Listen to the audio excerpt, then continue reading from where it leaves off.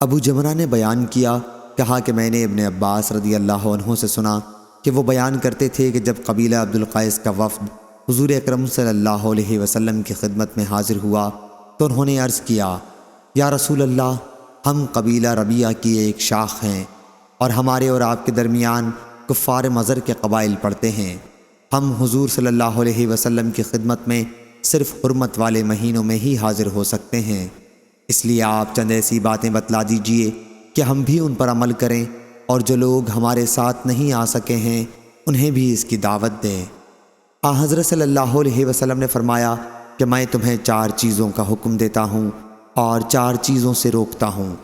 میں تمہیں حکم دیتا ہوں اللہ پر ایمان لانے کا، یعنی اس کی گواہی دینا کہ اللہ کے سوا کوئی معبود نہیں۔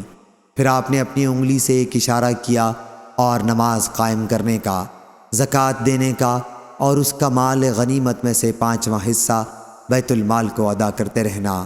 اور میں تمہیں دبا، نقیر، مزفت اور حنتم کے برتنوں کے استعمال سے روکتا ہوں۔